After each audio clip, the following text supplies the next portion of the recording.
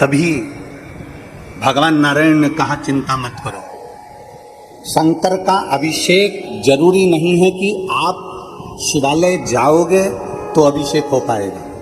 शंकर का अभिषेक जरूरी नहीं कि आप अपने घर के शिवलिंग को थाली में रखोगे, परात में रखोगे, पात्र में रखोगे तब हो पाएगा। शंकर भगवान का अभिषेक जरूरी नहीं कि आप 12 ज्योतिर्लिंग में जाएंगे तब हो पाएगा। शंकर भगवान का अभिषेक जरूरी नहीं कि आप किसी मंदिर देवालय में जाएंगे तब हो पाएगा। भगवान नारायण ने समुद्र मंथन के समय पर विष निकलते समय भगवान नारायण ने एक बात संपूर्ण क्षेत्रवासियों के लिए, संपूर्ण विश्ववासियों के लिए, संपूर्ण जगत के लिए, संपूर्ण पृथ्वी पर रहने वाले, ब्रह्मांड में रहने वाले मनुष्यों के लिए कह दिया कि शंकर का अभिषेक जरूरी नहीं कि आप मंदिर जाओगे तब होगा, घर में बर्तन में शंकर का शिवलिंग रखोगे तब होगा, शंकर का अभिषेक 12 ज्योतिर्लिंग में जाओगे तब होगा। शास्त्र कहता है शंकर का अभिषेक तुम जब भगवान शंकर को दिल से याद करते हो, श्री शिवाय नमस्तुभ्यम, ओम नमः शिवाय, नमः शिवाय, जब तुम स्मरण करते हो पंचाक्षर मंत्र का, षडाक्षर मंत्र का या श्री शिवाय नमस्तुभ्यम का, जब तुम स्मरण कर रहे होते हो और दिल से तुमने अगर उसको स्मरण कर लिया तो समझ लेना कि तुम्हारे शंकर का अभिषेक हो गया, उसका चिंतन हो गया, उसका स्मरण हो गया, उसकी भक्ति हो गई, उसका मंत्र जाप हो गया। आप समझे उसको, भजन हो गया।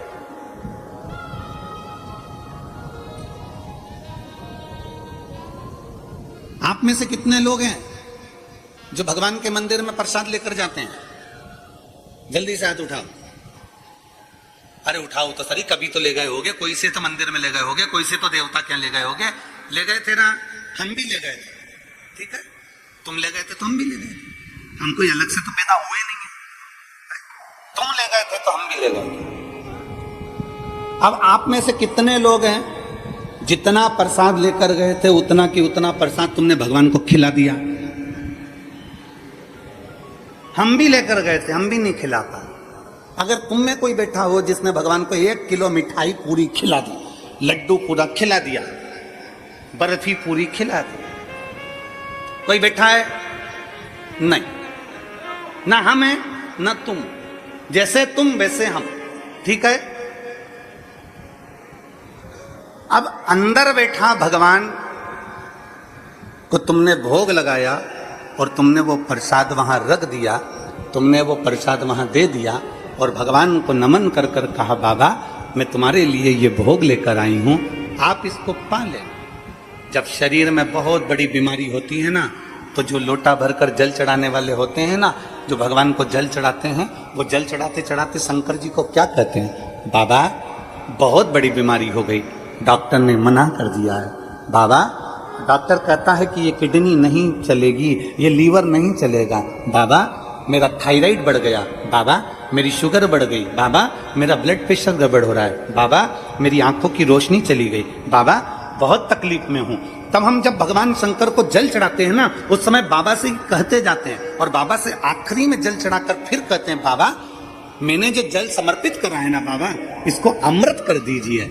मैंने सुना है आपकी जटा में गंगा है और गंगा अमृत का काम करती है, मैंने सुना है आपकी जटा में चंद्र है, चंद्र अमृत का काम करता है, बाबा मैंने सुना है आपके मस्तक पर सूर्य है, सूर्य अमृत का काम करता है, बाबा आपके पूरी शरीर में 33 कोटि देवता विराजमान है, बाबा जब मैं जल चढ़ाऊं ना तो इसको अमृत कर दीजिए और मेरे रोग को आपका जल का आचमन करते से ही मेरे रोग समाप्त कर दीजिए, शिव रोग को समाप्त कर दो।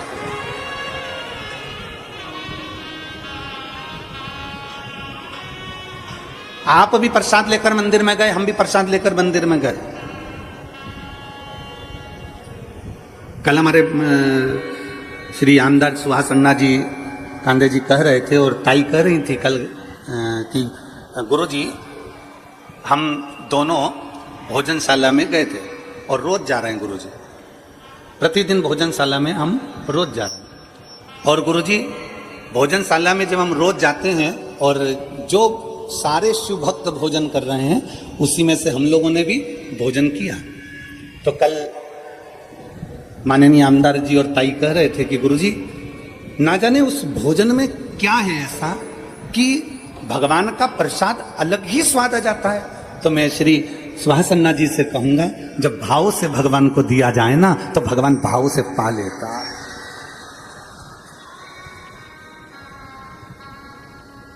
भाव से अगर भगवान को दिया जाए तो भाव से पा लेता।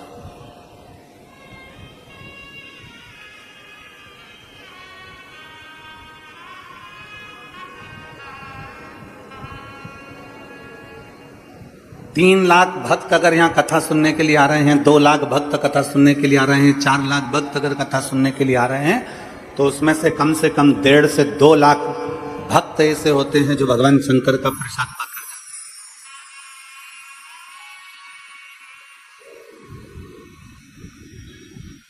प्रेमवश। आपने भी भोग लगाया भगवान को, हमने भी भोग लगाया भगवान को, पर भगवान ने 1 किलो लड्डू नहीं खाए, भगवान ने पेड़ा नहीं खाया, भगवान ने कुछ नहीं खाया, कुछ नहीं।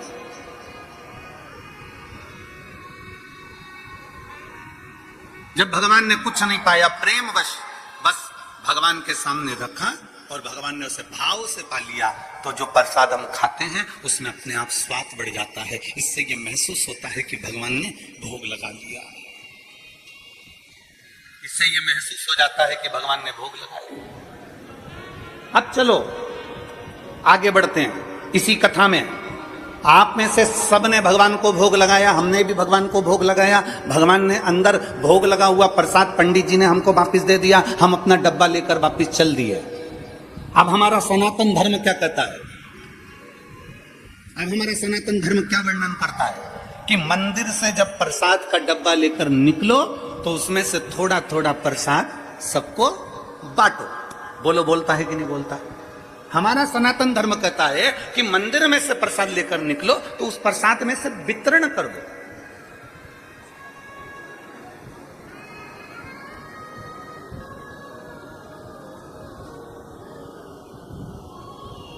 अन्ना जी, आपको कल के लिए एक धन्यवाद। कल एक दीदी यहां पर व्हील चेयर पे आई थी। हमारा ऐसा नियम है कि व्यासपीठ से हम जब तक बैठे हैं तब तक हम बेलपत्र देते हैं, उसके बाद हम यहाँ से उतरने के बाद हम बेलपत्र उठाते भी नहीं और देते भी नहीं। हमारा नियम है ये, जब तक हम बैठे हैं तब तक बेलपत्र देते हैं। कल हम जब उतर गए और वो व्हील चेयर से वो दीदी यहाँ पर आई, शायद आज बैठी हो कि ना बैठी, तो वो वहाँ आई तो आपने कहा गुरुजी इनके तकलीफ है और ये व्हील चेयर पर हैं तो इनको बेलपत्र। अब हमारे मन में आया कि हम बेलपत्र कहाँ से लाएं, कैसे दें? तो अन्ना जी आपको साधुवाद है उसके लिए, आपने अपनी जेब में से आपकी जो बेलपत्र थी वो निकाल कर दे दी और कहा ये बेलपत्र इनको दे दो गुरुजी, इनको जरूरत, उसकी साधुता है आप। इससे ये मालूम पड़ता है कि हम सबके लिए हैं, हम सर्वस्वता के लिए बेटे, हम सर्वस्वता के लिए।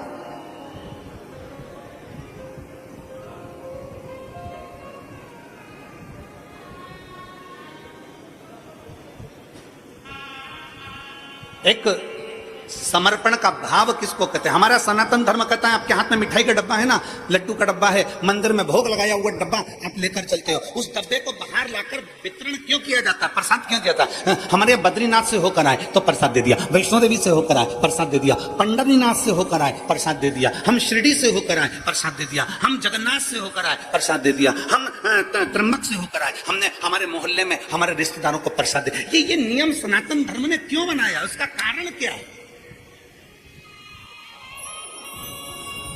सनातन धर्म में ये नियम क्यों बना कि आप मंदिर से आओ तो प्रसाद दो? सनातन धर्म में ये नियम क्यों बना कि आप भीमा शंकर गए वहां से दर्शन करके आए और आपने अपने पड़ोसियों को, रिश्तेदारों को, नातेदारों को छोटा छोटा पैकेट बनाकर प्रसाद का दिया, आपने किसी को प्रसाद दिया? ये प्रसाद हमारे सनातन धर्म में हम कहीं से होकर आते हैं, भगवान को भोग लगा कर आते हैं, ये प्रसाद क्यों देते हैं? उसका कारण है क्या? आखिर क्या हमारा सनातन धर्म में ये चीज क्यों बताई गई कि प्रसाद देना चाहिए? उसका कारण केवल इतना सा है कि मंदिर में जो भगवान बैठा है, जिसको हमने भोग लगाया है, वो अंदर बैठकर हमारे प्रसाद को भाव से खाता है, सामने प्रकट होकर नहीं खाता। पर उसी प्रसाद को जो बाहर मंदिर तक नहीं गए, उनको जब आप थोड़ा सा प्रसाद देते हो तो उनके अंदर बैठा हुआ शंकर उस प्रसाद को खा लेता है और उसका तुझ में रब दिखता है, यारा में क्या करूं? हर एक में शिव दिखता है, यारा में क्या करूं?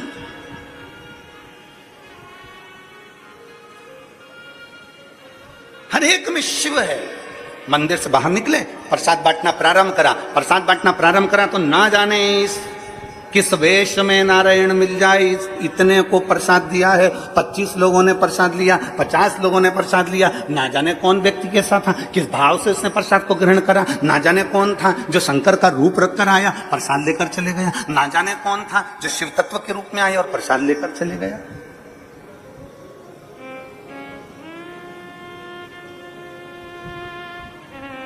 शिव महापुराण की 7 दिन की अगर कथा होती है या 5 दिन की कथा होती है तो 5 दिन की कथा में 4 दिन जो व्यासपीठ की बेलपत्र रहती है वो औषधि की रहती है।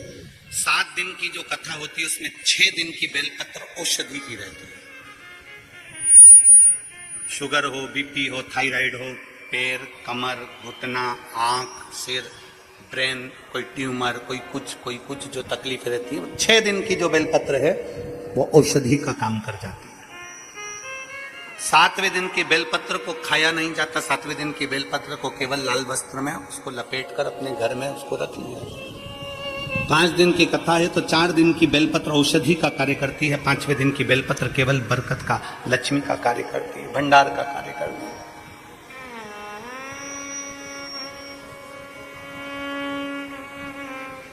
शिव महापुराण की बेलपत्र का बड़ा महत्व है। आप लोग कभी अगर शिव पुराण का अगर तुम्हारे घर में अगर शिव पुराण हो तो उसको पढ़ेंगे तो उसमें बेलपत्र का महत्व आएगा।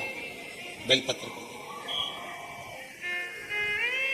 क्यों शिव पुराण की बेलपत्र की इतनी औषधि है, क्यों शिव पुराण की बेलपत्र को इतना लक्ष्मी की प्राप्ति का केंद्र बिंदु बताया? उसका कारण यह है 12 ज्योतिर्लिंग करने के लिए 12 स्थान पर जाना पड़ता है, उप ज्योतिर्लिंग करने के लिए उप स्थान पर जाना पड़ता है, 4 धाम करने के लिए 4 स्थान पर जाना पड़ता है, सारी नदी, तालाब और सरोवर का स्नान करने के लिए सारे स्थान पर सरोवर पर जाना पड़ता है, सारे कुंड और बावड़ी का स्नान करने के लिए कुंड और बावड़ी पर जाना पड़ता है। पर केवल वेद व्यास जी ने लिखा शिव महापुराण के अंदर कि केवल एक शिव पुराण ऐसी है कि वो शिव पुराण जहां पर रहती है वहां सारे तीर्थ, नदी, तालाब, ज्योतिर्लिंग, उपलिंग सब आकर विराजमान हो जाते हैं और उस शिवलिंग की अर्थात उस पुराण की एक बेलपत्र भी औषधि का कार्य कर जाता है। उस बेलपत्र की इतनी महत्वता बढ़ जाती है, इतनी बात।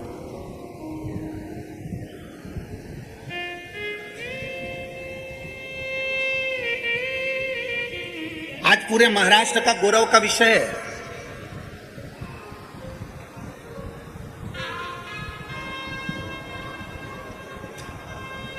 आज पूरे महाराष्ट्र को आतिशबाजी चलाना चाहिए, नगाड़े बजाना चाहिए, ढोल बजाना चाहिए पूरे महाराष्ट्र को कि व्यासपीठ की बात को राजसत्ता तक लिया गया और माननीय महाराष्ट्र के मुख्यमंत्री जी ने गौ माता को राज्य माता घोषित किया, उसके लिए धन्यवाद। संपूर्ण महाराष्ट्र वासियों को और पूरे देशवासियों को साधुता देते हैं कि आपने इस व्यासपीठ की गरिमा को रखा, इस व्यासपीठ की मर्यादा को रखा और व्यासपीठ से जो शब्दों कहे जाते हैं उन शब्दों को आपने अपने जीवन में उतारकर गौ माता को राज्य माता का दर्जा दिया। साधुता है, बहुत बहुत साधुता है। माननीय मुख्यमंत्री शिंदे जी को बहुत बहुत साधुता है।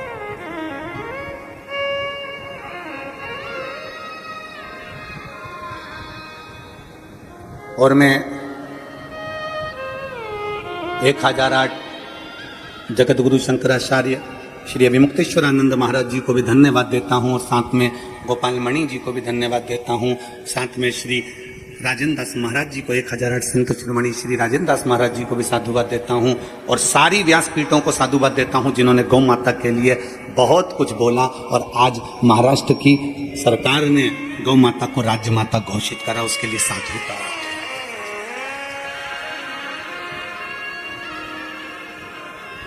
और सारे संतों से निवेदन है ये चिंगारी को बुझने मत देना, इस चिंगारी को बुझने मत देना। जो महाराष्ट्र में चिंगारी लगी है कि गौ माता को राज्य माता करा गया है, वो चिंगारी बुझने मत देना, वो अग्नि का काम करेगी और एक दिन गौ माता राष्ट्र माता बनकर रहेगी, ये निश्चितता है। वो चिंगारी बुझने ना दी। सनातन धर्म में प्रसाद देने का क्या महत्व है, ये हमारी शिव पुराण बताती है। और एक और चीज समझ लीजिए, सनातन धर्म में प्रसाद देने का महत्व बताया तो सनातन धर्म में एक चीज और बताई कि प्रसाद कहां बांटना, कैसे बांटना, कब बांटना, यह भी वर्णन किया गया। अपना और पराये का भेद ना करा जाए तो प्रसाद का वितरण किया जाए। कितना सुंदर कहा, जरा उठाइए हमारे शास्त्रों को। अब हम आपसे एक प्रश्न कर रहे हैं जो हम पहले बोल चुके हैं, वो आज फिर बोल रहे हैं। सबसे ज्यादा नरक में कौन गिरता है? आज बहुत पहले बोली थी कथा ये वाली, आज स्मरण में आ गई तो बोल रहे सबसे ज्यादा नरक में कौन गिरता है, तो का प्रसाद बांटने वाला गिरता है। प्रसाद बांटने वाला गिरता है, तो प्रसाद बांटने वाला नरक में क्यों गिरेगा? तो शिव महापुराण में वेद व्यास जी वर्णन करते हैं, प्रसाद हमेशा धर्म की जगह पर बढ़ता है, अच्छी जगह पर बढ़ता है। मंदिर, देवालय, गुरु, परमात्मा की साक्षी में बढ़ता है। परमात्मा कभी गलत जगह, कोई डिस्को में, कोई डीजे में प्रसाद नहीं बढ़ता। प्रसाद हमेशा अच्छी जगह बढ़ता है। तो प्रसाद बांटने वाला नरक में क्यों चले जाता है? उसका कारण है, प्रसाद बांटने वाला जब खड़ा होता है, प्रसाद बांटता है, दरवाजे पर खड़े होकर जब प्रसाद देता है, अपना वाला आया और पराया आया, अपना आया तो हाथ ऐसा हो जाता है और पराया आया तो हाथ छोटा हो जाता है, तो वो व्यक्ति नरक चले जाता है। प्रसाद बांटने वाले को चाहिए कि प्रसाद की गरिमा क्या कहते हैं, प्रसाद की गरिमा।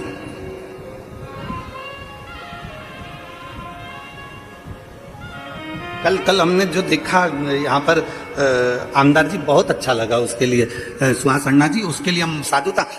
आपने उन 3 बेलपत्र के 3 पत्ते में से भी हम बोले भी इनको कि आपको 3 पत्ते की बेलपत्र, अगर इनको 1 पत्ता देना हो तो 2 आप रख लीजिए। तो कहे नहीं गुरुजी, आप, उनका स्वास्थ्य खराब है, आप पूरा दे दो, पूरा दे दीजिए आप।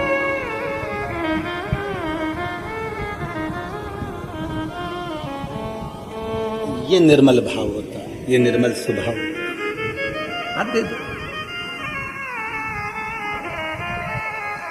सरलता का भाव अपने भीतर लेकर आओ, सहजता का भाव अपने भीतर लेकर आओ।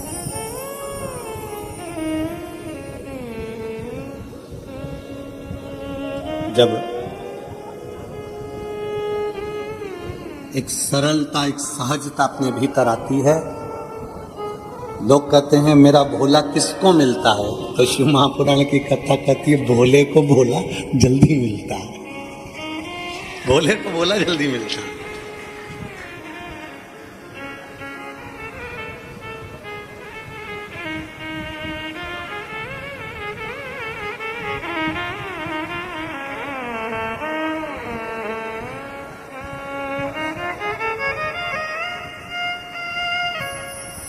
भगवान शिव की कथा कर रही है, चिंतन करो, चिंतन करो, चिंतन।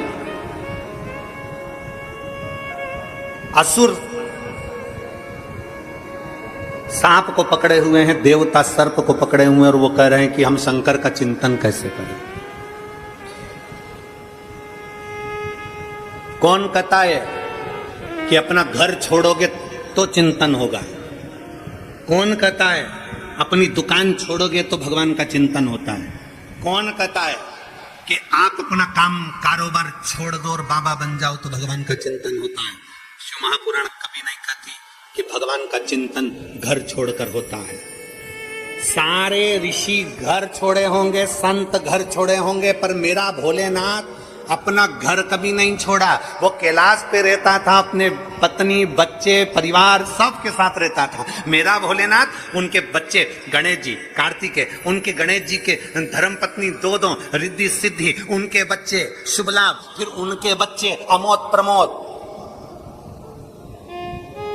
भगवान अपने पोते पर पोते तक के साथ में रहते थे। भगवान शंकर अपनी धर्मपत्नी माता पार्वती के साथ रहते, भगवान शंकर अपने गणों के साथ रहते, भगवान शंकर अपने सर्व परिवार के साथ, भगवान शंकर अपना परिवार छोड़कर कहीं नहीं जाते। सारे देवताओं को परिवार के साथ कहीं पर प्रतिष्ठित नहीं किया जाता, पर शंकर के जितने मंदिर हैं, शिवालय जितने हैं, सारे शिवालय में शंकर का पूरा परिवार बैठता है। गणेश जी बैठेंगे, कार्तिकेय बैठेगा, नंदी बैठेगा, पार्वती जी बैठेगी, शंकर जी बैठेंगे, नाग बैठेगा, सर्प बैठेगा, सब बैठेंगे, त्रिशूल रखेगा, डमरू रखेगा, सब कुछ शंकर जी के मंदिर में होगा। शंकर अपने परिवार को छोड़कर नहीं बैठते, शंकर कभी अकेला भी नहीं रहता, शंकर पूरे परिवार के साथ रहता है। शंकर कभी नहीं कहते कि तुम अपनी दुकान छोड़ दो, शंकर कभी नहीं कहते कि तुम तुम्हारी खेती छोड़ दो, शंकर कभी नहीं कहते कि तुम्हारी जमीन जायदाद छोड़ दो। शंकर भगवान कहते हैं कि जैसे असुर और देवता सब सांप पकड़कर मंथन कर रहे हैं समुद्र का, और भगवान नारायण कर रहे हैं कि शिव का चिंतन करो, तो इन्होंने पूछा कि हम सांप छोड़कर शिव का चिंतन करें, हम काम छोड़कर शिव का चिंतन करें, हम शिव का चिंतन करें कैसे? तब भगवान नारायण ने कहा नहीं, काम करते रहो और शिव का नाम जपते रहो, चिंतन हो जाए।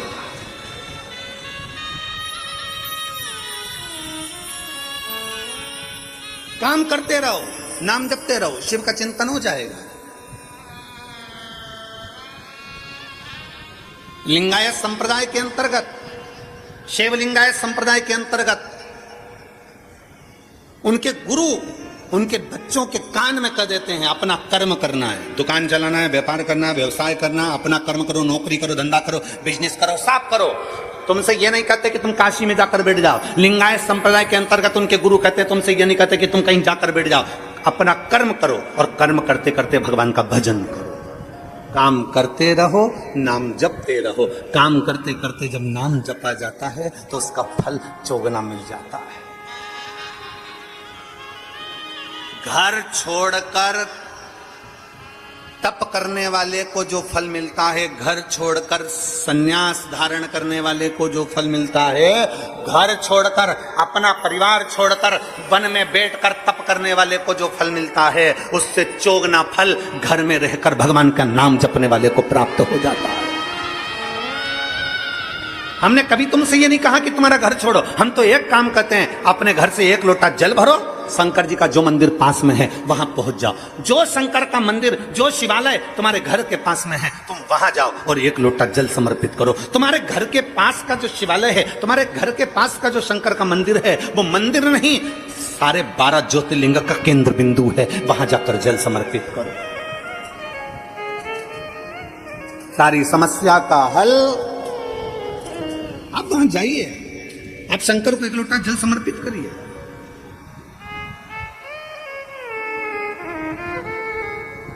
आप शिव के द्वार जाइए, आप शंकर का भजन करिए। जैसे लहर शांत होती है, दुख भी शांत होता है, समस्या भी शांत होती है, टेंशन भी शांत होता है, पर थोड़ा सा शिव की भक्ति, लहर आई है तो थोड़ा सा उछलने दो, दुख आया है थोड़ा बढ़ने दो, तकलीफ आई है थोड़ा आएगा, कष्ट आया है थोड़ा आएगा, तकलीफ आई है थोड़ा आएगा, चिंता ना करो, शंकर की भक्ति करो, धीरे धीरे धीरे धीरे धीरे धीरे शांत हो जाए। अपने स्वभाव को, अपने मन को, अपने चित्त को विचलित मत होने दो।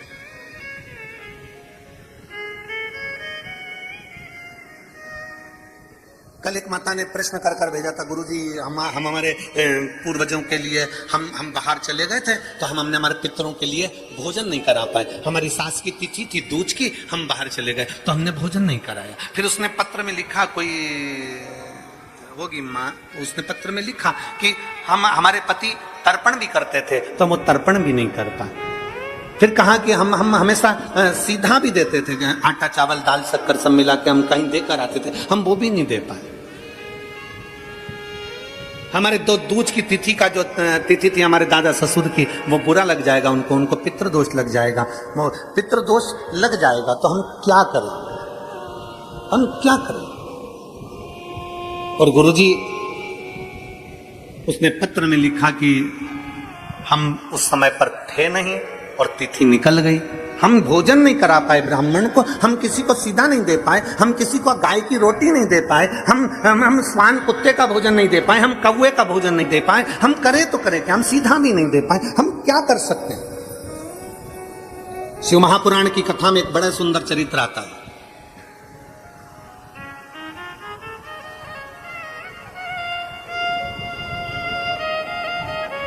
जब भगवान देवाधिदेव महादेव विराजमान थे,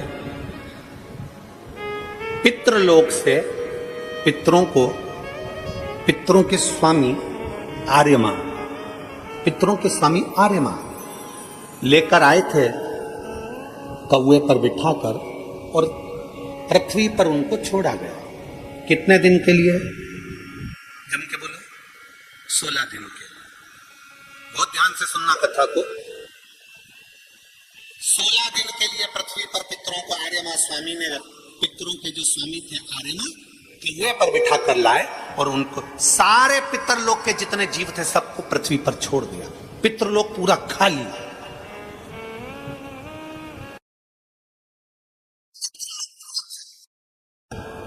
पूरा सारे पितर पृथ्वी पर आ गए, सारे पितर। अब पितर पृथ्वी पर आए। आर्यमा स्वामी पितरों के देवता कौए पर लेकर आए, नीचे छोड़ दिया पृथ्वी लोक पर, मृत्यु लोक पर। यह पृथ्वी लोक किसका? वैकुंठ भगवान विष्णु का है, ब्रह्मलोक ब्रह्मा जी का है, इंद्रलोक इंद्र का है, गरुण लोक गरुण का है, वरुण लोक वरुण का है, सर्पलोक सर्पों का, पताल आदि सबका। ये पृथ्वी किसकी है? जम के बोलो। ये मृत्यु लोक का स्वामी कौन है? देव अधिदेव महादेव। मृत्यु लोक का स्वामी कौन? भगवान शंकर, भगवान शिव।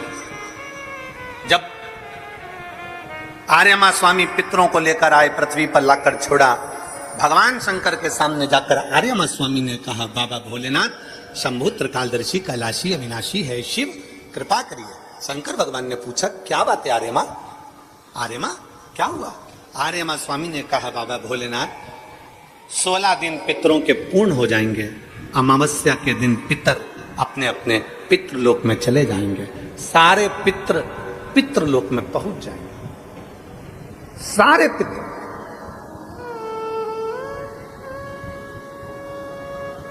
आज पितरों की चतुर्दशी है, 14 से।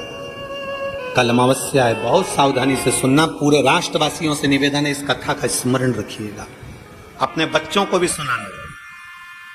और टीवी चैनल की ये क्लिप अगर मिल जाए तो सारे विश्व में पहुंचाना कि ये पितरों का स्वामी आर्यमा स्वामी क्या कह रहा है। पितरों के स्वामी आर्यमा स्वामी कहते हैं, प्रभु प्रभु, हे शिव शंकर, हे ओघड़दानी, हे भोलेनाथ, हे त्रिकालदर्शी कैलाशी अविनाशी, आपसे निवेदन है, 16 दिन श्राद्ध में पितृलोक पूरा खाली हो गया। पितरों को लाकर मैंने मृत्यु लोक में छोड़ दिया।